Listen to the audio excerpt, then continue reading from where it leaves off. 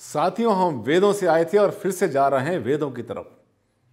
यानी हम नेचर के पास थे पहले और उसके बाद रास्ता भटक गए थे और उसके बाद में मॉडर्न टाइम के अंदर हमने सब कुछ भुला दिया, लेकिन फिर से हम जा रहे हैं आयुर्वेद की तरफ, शास्त्रों की तरफ और वेदों की तरफ। कारण क्या है कि संकट और दुख दर्द इतने बढ़ गए हैं, इतनी बीमारियां बढ़ गई हैं, इतनी समस्याएं बढ़ गई हैं कि हमारे पास और कोई चारा नहीं रहा कि जब तक कि हम नेचर के पास जाके नहीं रहेंगे तब तक हमें नेचर अपना साथ नहीं देगी। यही कहता है वास्तु। डेफिनेशन होती है वास्तु की, vastu is nothing but living in harmony with nature. आज चर्चा करेंगे हम तुलसी के पौधे के बारे में। जानना चाहते हैं कितने सारे प्रयोग और कितना ज़्यादा इसके बारे में अंधविश्वास और कितने वहम। जानिए इस वीडियो में, आखिर तक चलिए मेरे साथ, करता हूं आपसे शेयर। अंतरराष्ट्रीय ख्याति प्राप्त सेलिब्रिटी वास्तु कंसल्टेंट, वास्तु शास्त्र के एनसाइक्लोपीडिया डॉक्टर आनंद भारद्वाज।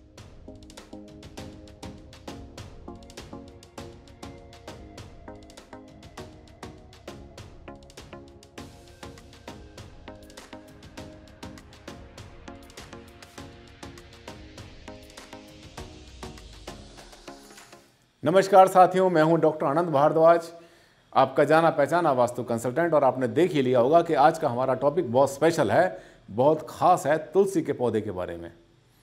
साथियों, जब बुरा टाइम आया, सिर पे आके पड़ी, कोविड फैला, इतनी बीमारियां फैली, कोई भी समस्या होती है, यूँ तो आदिकाल से इंसान अपने आप को बहुत सारी जड़ी बूटियों से ठीक करता चला आया है। जोशांदे का नाम आपने सुना होगा, जड़ी बूटियों का नाम सुना होगा, बहुत तरह की चीज़ें होती हैं, त्रिफला का नाम आपने सुना होगा।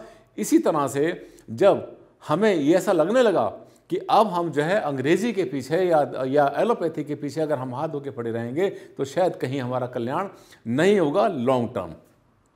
फिर से हम जो है आयुर्वेद की तरफ आए, और जब आयुर्वेद की बात आई तो आपको पता है कि वास्तु और आयुर्वेद दोनों बहुत ज़्यादा साथ साथ चलते हैं साथियों। बीमारी का जो क्लासिफिकेशन होता है, वात, कफ, पित्त और रक्त, चार तरह की चीज़ें होती हैं। ये चार ऐसे लक्षण होते हैं, चार ऐसी चीज़ें होती हैं जिनसे कि आपस में इसकी जो है परमुटेशन, कम्बिनेशन से डिफरेंट बीमारियां पैदा होती हैं और समस्याएं पैदा होती हैं। तुलसी एक ऐसा पौधा है जिससे कि एक नहीं हज़ारों बीमारियां ठीक हो सकती हैं। एजिंग को कंट्रोल करता है, ये विटामिन सी हमें देता है और हमारे अंदर एक ज़बरदस्त इम्यूनिटी पैदा करता है। ये तो लाभ आपने सब सुन लिए होंगे, पढ़ लिए होंगे, और तुलसी जो है इसकी बहुत ज़्यादा महत्व आज समझ में आया। वास्तु भी क्या कहता है, वास्तु में भी तुलसी का बहुत बड़ा फायदा है। जब हम अपनी बॉडी को ठीक कर सकते हैं, शरीर को ठीक कर सकते हैं, तो हम घर को क्यों नहीं ठीक कर सकते? घर को भी हम तुलसी से ठीक कर सकते हैं। आज इसको समझाने के लिए मैं आपके सामने आया हूँ। अब देखिए आपके सामने तुलसी का पौधा, ये श्यामा तुलसी है। तुलसी साथियों कई तरह की होती हैं, जिसमें जो ज़्यादा प्रोमिनेंट होती हैं वो होती हैं रामा और श्यामा। एक कृष्ण होती है और एक राम होती है। यानी एक होती है नॉर्मल जो हरी तुलसी होती है और एक होती है जो काली तुलसी होती है। काली तुलसी वैसे काली नहीं होती, ब्लैक नहीं होती, लेकिन सर्दियों में उसके जो पत्ते होते हैं थोड़े से पर्पल हो जाते हैं, थोड़े से पत्ते उसके छोटे भी होते हैं। गर्मियों में थोड़ा मुश्किल पड़ता है पहचानना कि कौन सी रामा तुलसी, कौन सी श्यामा तुलसी। इन दोनों में से कोई भी तुलसी बेकार नहीं, कौन सी भी खराब नहीं है। जो श्यामा तुलसी होती है उसमें जो मरकरी के कंटेंट्स होते हैं कुछ ज़्यादा होते हैं। इसके अंदर कुछ ऐसे कंपाउंड्स होते हैं, माइक्रो न्यूट्रेंट्स कुछ ऐसे होते हैं जो कि हमारी हेल्थ के लिए बहुत ज़्यादा बेनिफिशियल होते हैं। तो जो तुलसी का पौधा होता है, इसको लगाने के बारे में मेरे पास बहुत सारे सवाल आते हैं और वही समझाने के लिए आपको मैं यहाँ पर लाया हूँ। तुलसी के गार्डन में जब भी तुलसी लगाते हैं आप, तुलसी से वहाँ की जो एनवायरनमेंट होता है, ऑरा होता है, वहाँ की एयर होती है उस दिशा की, वो ऑटोमेटिकली क्लींस होना शुरू कर देती है। एक बहुत बड़ा आयोनाइजर है। अब आप देखिए, ये देखिए तुलसी का पौधा कहाँ लगाएं। सवाल तो ये आता है कि लगाएं कहाँ भारद्वाज जी, लगाएं कहाँ? देखिए तुलसी को जो है हम बहुत बार धर्म कर्म से जोड़ के देखते हैं। जब धर्म कर्म से जोड़ के देखेंगे तो डेफिनेटली आपका मन कहेगा कि तुलसी का पौधा जो है इसको हमेशा नॉर्थ ईस्ट में, ईशान कोण में, ईस्ट और पूर्व में या उत्तर में लगाना चाहिए। ठीक है, कोई बुराई नहीं, होना वहीं पर चाहिए। तो क्या होता है कि एक अच्छी चीज़ अच्छी जगह पर। दूसरी बात ये ध्यान करना है आपने कि जब हम तुलसी से बहुत सारे इलाज करते हैं, मान लिया हमारे घर में, हमारी फैक्ट्री में, दुकान में या छत पे हमारे कहीं भी कोई समस्या ऐसी आती है जो वास्तु के हिसाब से ठीक नहीं होती, टॉयलेट को छोड़कर, मान लिया आपका जो है साउथ वेस्ट डाउन है, आपका नॉर्थ ईस्ट ऊंचा है, या और ईस्ट में कोई समस्या है, वेस्ट में कोई समस्या है, कहीं पर ऑरा ठीक नहीं आ रहा, कहीं पर कंसंट्रेशन नहीं आ रही, आपको कहीं पर जो है बेचैनी फील होती है, तो हम आपको बताएं तुलसी का जो पौधा होता है इसको हर दिशा में इस्तेमाल कर सकते हैं दवाई के रूप में। मकान की दवाई है, भवन की दवाई है, ये किसी भी दिशा में यूज़ करो।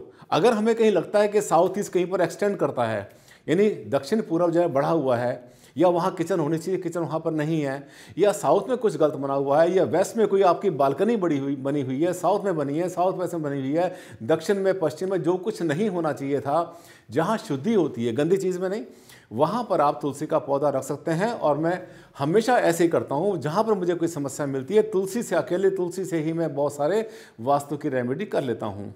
ईशान कोण में लगाओ, कोई समस्या नहीं। संडे के दिन, रविवार के दिन तुलसी के पौधे को कभी पानी नहीं दिया करते, और हो सके तो उसके पत्ते भी ना तोड़ें। यदि आपको चाहिए तो शनिवार को एक दिन पहले आप ले सकते हैं, रख सकते हैं, कोई समस्या नहीं।